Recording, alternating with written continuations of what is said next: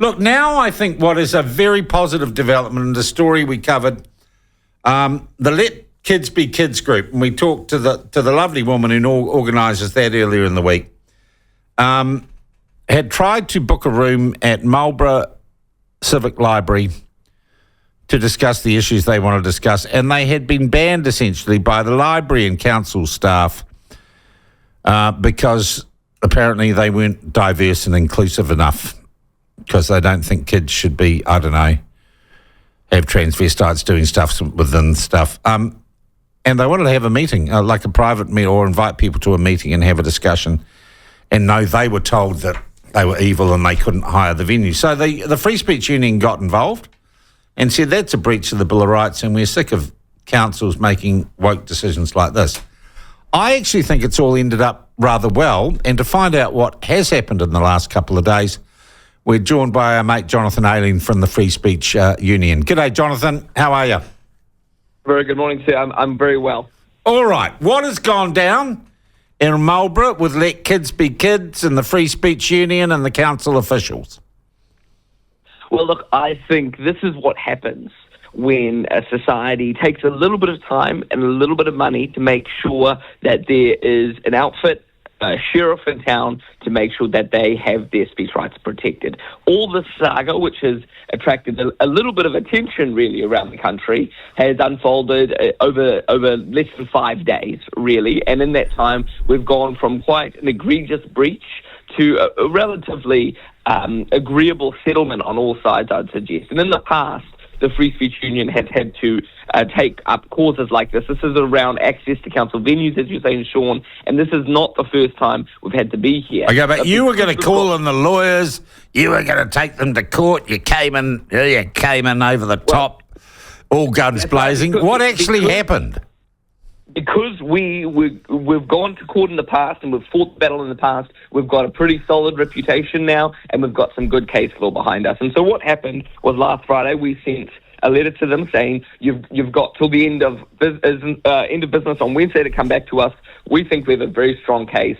We'd like to hear your perspective on this, though. Sometimes you can get the wrong end of the stick. Yep. We want to hear your version, and if we don't hear back from you by then, we're going to go ahead. They didn't come back by Wednesday, end of business. Unfortunately, Paul Mark Wheeler did come back at about 5:27 after, and we had already gone. Nope, we gave to Wednesday. So I think Mark felt like we had moved on swiftly, and that's exactly what we had. But the point we were making was we're not sitting around on our hands waiting for you to try and paint this in the best. All right. So you had a meeting with them, though.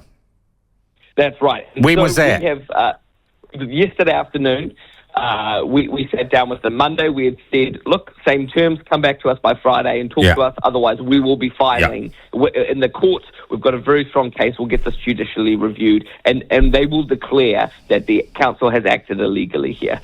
We sat down, and I said, look, how do you guys see this? We think we've got you by the balls here. We think we've got a pretty damn strong case. It's pretty clear what you've done is totally unacceptable. And effectively, they kind of wrung their hands a little bit and said, yeah, you're probably right. And so I said, look, mistakes happen. Your staff here have acted unacceptably, but for ratepayers' sake, for our donors' sake, there's no point in taking this through the courts if we can be grown-ups and we can deal with this properly. And to the credit of the mayor there and to the credit of the chief executive, I think they have been very proactive in saying, okay, well, how can we make this right?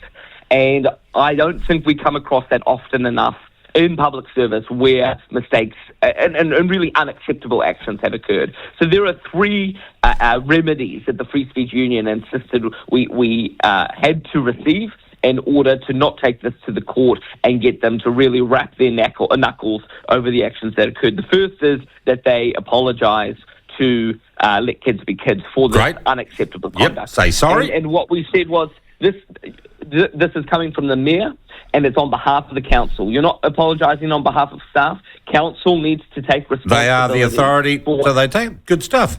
Yep. Fair enough. And I said, and no's holding in that. Marlborough District Council released a media release at the end of last week that kind of said, oh, look, we probably have made the wrong call here, and we'll let them do it again in the future if they want, but some of them are pretty questionable characters, was kind of the inference. And I said it is not up to council to decide who is not an acceptable outfit to use these facilities. You apologise, you take responsibility.